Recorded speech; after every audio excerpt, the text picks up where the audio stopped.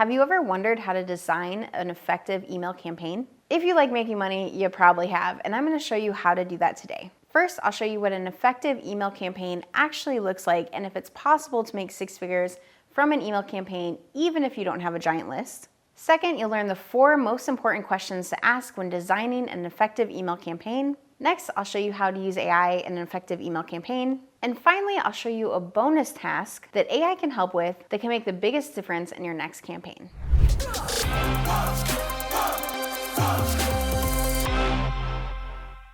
All right, so first, what does an effective email campaign actually look like? It's one where you're making money consistently, and it's one where you're making money that matches the average conversion. So when we're looking at standard conversion rate, we're looking at across the board in your industry, what is a conversion rate? Are people converting 3%, 5% from a sales page?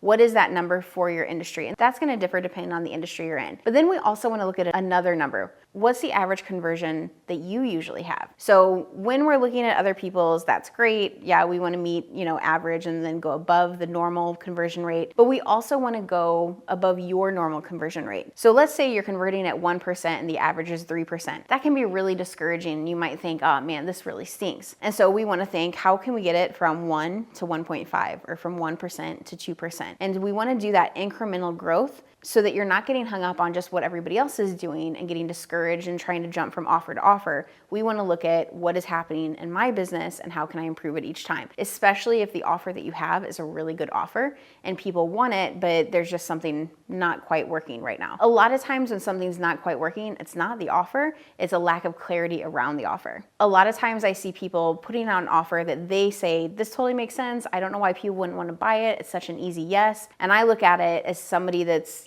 coming at it from an objective standpoint who did not create it.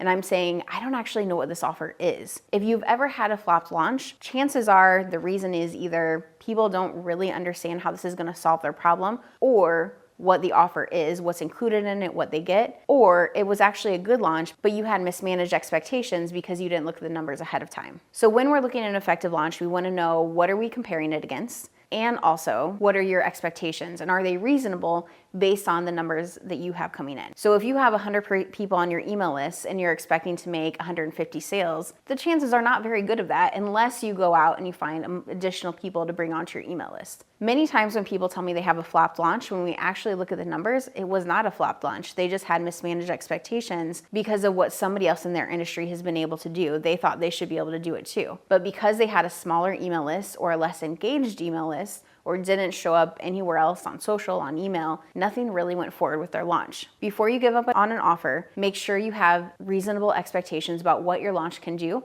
based on your numbers. An effective email campaign for me might look different than an effective email campaign for you because we have different industries and a different amount of traffic coming in. The last numbers we want to think about are our good, better, and best numbers. The good number is like, if I look at my past launches that have been average, this is about what I can expect. A better number would be, okay, if I want to go just a little bit above and beyond, I want to do more than last time, I'm willing to put in more energy, more effort, more marketing materials than I did last time. Here's what I should be able to expect. And then our best number is like that push number.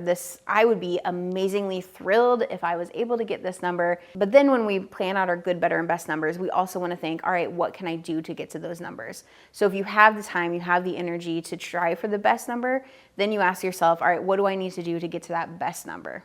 Once we figured out what an effective launch looks like for you, we want to start thinking about those 4 important questions that every single email campaign needs to have. Question number 1, who is my audience? Now this seems like a really elementary question, but you wouldn't believe how many people are saying things like, I help this kind of person do this kind of thing so they can do that, and that's pretty much it. We want to go a lot deeper on it. So we want to talk to ChatGPT or Claude and say something like this. I want you to help me identify my audience. I'm going to tell you everything I know about them, and I want you to help me go deeper. When you think we've gone deep enough, I want you to go even deeper. We want to go deep into their human psyche and understand what inspires them, what their aspirations are, what keeps them up at night, what bothers them, what their pain points and their problems are, and why those things matter to them. The more clear you can get on who your audience is, the easier it's going to be to have a fantastic launch and also to work with people you love working with.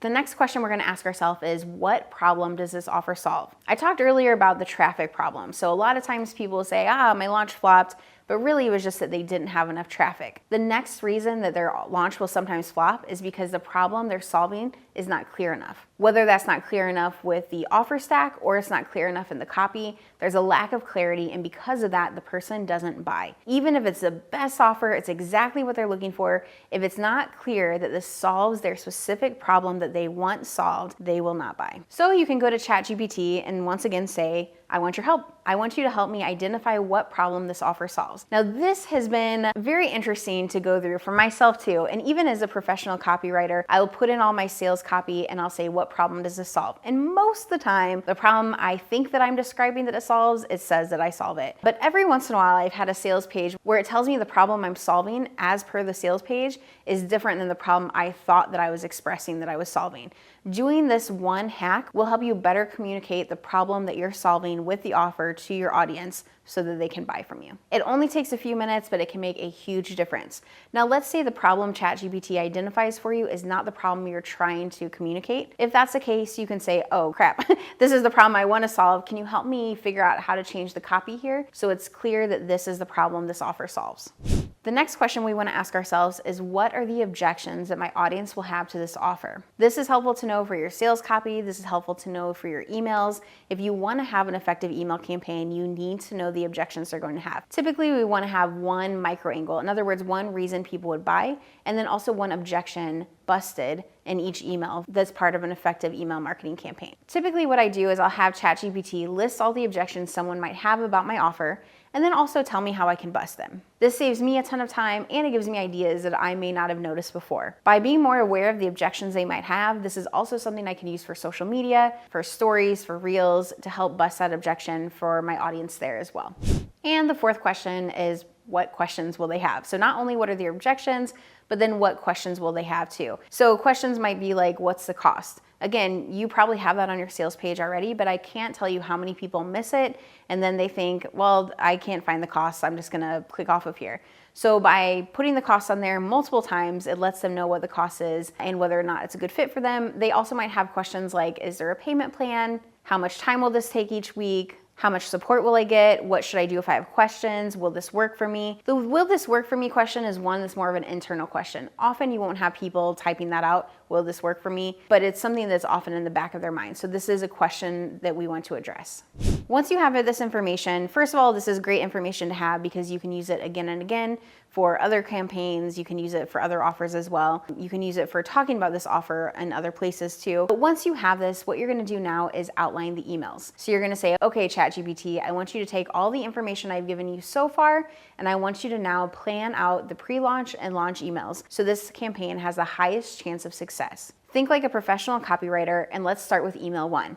We don't want to do all the emails at once because if we do, they're going to be really short and pretty crappy. So start with one email at a time. You can go back and edit it. I really recommend editing the first one pretty heavily and going line by line. But after that, if you put that much effort into that first email, you won't have to do that with the rest. You should be able to pretty much copy and paste them from there. Now, the final thing you're going to do is have ChatGPT actually review the emails too. I would review them one at a time. So once you've written the first email, you're going to now say, all right, ChatGPT, please review this email. Is there anything else that we can change to give it the highest chance of success? And then here's success, I'm talking about conversion. And I say that specifically to ChatGPT. I'm talking about conversion because I wanted to know what success means to me. The more we can be clear and define, just like we would with a human team member, the more we can be clear and define what success looks like, what we want when we say, I like this or I don't like this, the easier it's going to be for ChatGPT or a human team member to give us exactly what we want the first time.